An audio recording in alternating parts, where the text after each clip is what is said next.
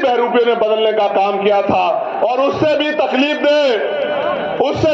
दे promotion में reservation का bill भी इन्हीं बहरूपियों के नेताओं ने पार्लियामेंट में फाड़ने का काम किया था, जिसकी वजह से हमारे एससी एसटी के कर्मचारी अधिकारियों को खून के आंसू रोने पड़े और डिमोशन हमारे लोगों का हुआ। अगर इनकी जगह मैं होता तो मान्यवर काशीराम साहब का नाम बदलने की बजाय एक और मेडिकल कॉलेज दूसरे महापुरुष के नाम पर बनाता।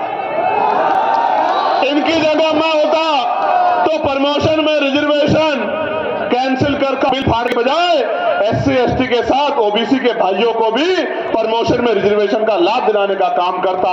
और तो और इनका चेहरा कब बेनकाब हुआ और ज्यादा तब हो गया जो बात बहुजन की करते हैं, लेकिन जब यूजीसी का कानून आया, गाइडलाइन आई, तो ये सब लोग विरोधियों के पक्ष में खड़े हो गए।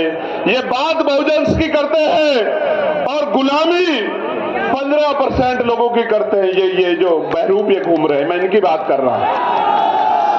अभी आएंगे वो नीला पटका पहन के आएंगे, बाबा साहब की बैनर पे तस्वीर लगाएंगे, लेकिन जब आपके बच्चों के भविष्य को यूनिवर्सिटियों में कुचला जाएगा, जब उनकी हत्याएं होंगी, संस्थानिक हत्याएं, जब रोहित वेमुला, पायल तडवी, डेल्टा मेघवाल को मारा जाएगा, तो इनके मुंह से एक आवाज नहीं निकलेगी। तब ये गुलामों की तरह अपने मालिकों का साथ देंगे, अपने बहुजन गरीब समाज का साथ नहीं देंगे। प्यारे साथियों, आपको भी कमर कसनी है कि अपने बच्चों की हत्या नहीं होने देनी है। और मैं आज इस मंच से कहना चाहता हूं कि यूजीसी की गाइडलाइन तो लागू होकर रहेगी, उनको कोई रोक नहीं सकता है। मेरी बात को आप याद रखें, क्योंकि मैं कल ही एक भारतीय जनता पार्टी के वर्तमान सांसद को सुन रहा था और बहुत सही बात कह रहे थे। वो ये कह रहे थे क्योंकि उनको एहसास है कि अगर एससी एसटी ओबीसी का विरोध करेंगे तो एमपी एमएलए भी नहीं बन पाएंगे ये लोग। 15% से कोई एमपी एमएलए नहीं बन सकता है।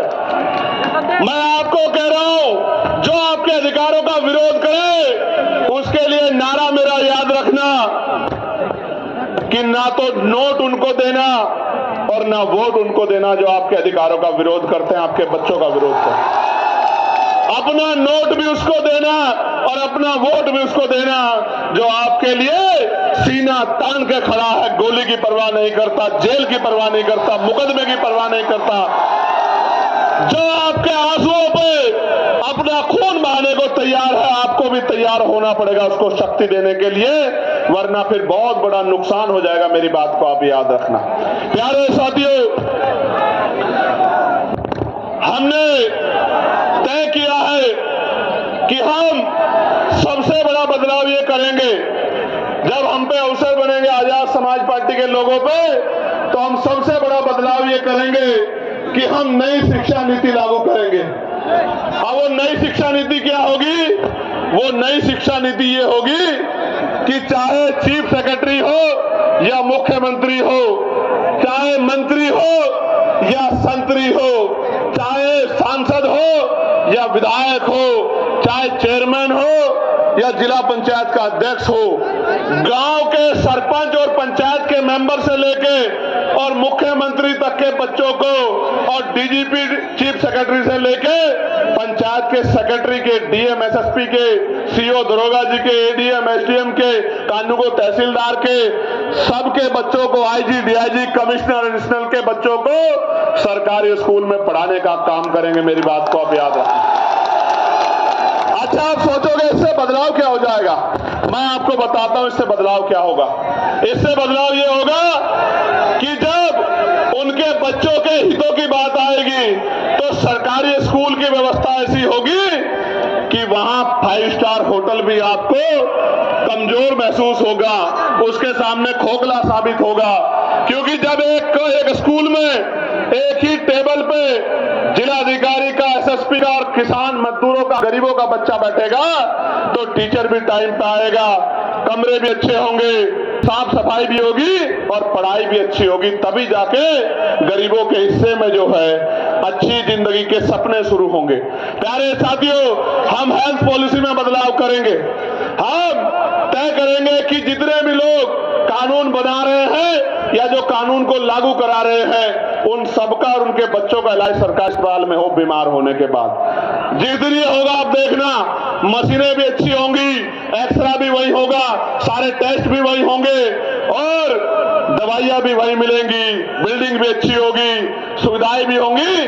तो गरीब की जेब पर जो डाका पड़ रहा है इलाज के कारण, ये डाका नहीं पड़ेगा। मेरी बात को आप याद रखना।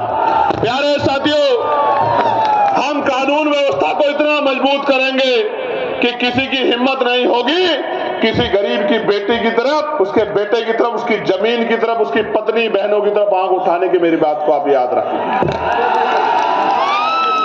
और जो गुंडागर्दी करेगा उसको ऐसा सबक सिखाएगी पुलिस कि दोबारा पीढ़ी में भी कोई गुंडागर्दी करने वाला माफिया नहीं पैदा होगा। मेरी बात को आप याद रखें। प्यारे साथियों, ये जो केंद्र और राज्य की डबल इंजन की गुंडागर्दी की सरकार चल रही है, इस गुंडागर्दी की सरकार को सबक सिखाने का समय आ गया। मेरे भाइयों, मैं आपसे